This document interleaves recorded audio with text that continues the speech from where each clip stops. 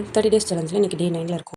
So எப்பவும் போல இல்லாமல் இன்றைக்கி நம்ம வீடியோவை கொஞ்சம் டிஃப்ரெண்ட்டாக ஸ்டார்ட் பண்ணலாமா? எனக்கு தெரிஞ்ச டீட்டெயில் சொல்கிறேன். உங்களுக்கு எதுவும் தெரிஞ்சுன்னா கமெண்ட் பாக்ஸில் சொல்லுங்கள். எவ்வளோ பேருக்கு வந்துட்டு நம்ம இண்டிபெண்டன்ஸ் டேக்கும் ரிபப்ளிக் டேக்கும் வந்து டிஃப்ரென்ஸ் தெரியும்? ரிபப்ளிக் டே வந்து எதுக்கு செலிப்ரேட் பண்ணுறாங்க அண்ட் இண்டிபெண்டன்ஸ் டே வந்து எதுக்கு செலிப்ரேட் பண்ணுறாங்க அப்படின்னு இப்போ யாருக்குமே தெரியாது.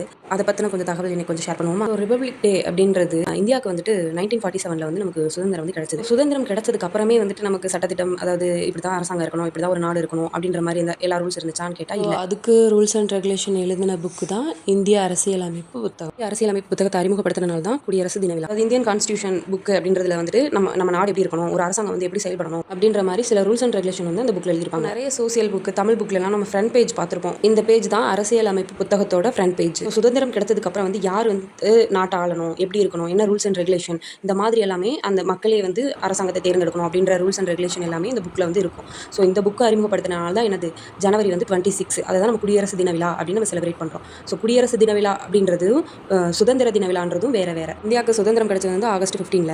ஆனால் ஒரு நாடு வந்து இப்படி தான் இருக்கணும், இந்த அரசாங்கம் இப்படி தான் இருக்கணும் அப்படின்ற மாதிரி நமக்கு ஒரு செட் ஆஃப் ரூல்ஸ் வந்து கொடுத்தது அந்த இந்தியன் கான்ஸ்டியூஷன் புக்கு. ஸோ அந்த புக்கை அறிமுகப்படுத்தினது எப்போ? ஜனவரி 26. ஸோ அதை தான் நம்ம குடியரசு தின விழா அப்படின்னு நம்ம செலிப்ரேட் பண்ணுறோம். இந்திய அரசியலமைப்பின் தந்தை அப்படின்னு நம்ம டாக்டர் B.R. அம்பேத்கர் அவர்களை தான் நம்ம சொல்கிறோம். அம்பேத்கர் அவர்களுடைய தலைமையில் தான் இந்தியன் கான்ஸ்டியூஷன் புக் வந்து எழுதியிருக்காங்க. ஸோ இதனால தான் அம்பேத்கர் அவர்களை வந்து இந்திய அரசியலமைப்பின் தந்தைன்னு சொல்கிறாங்க. நாளைக்கு ஏதாவது இன்ட்ரெஸ்டிங்கான தகவலோட வரேன். பாய்.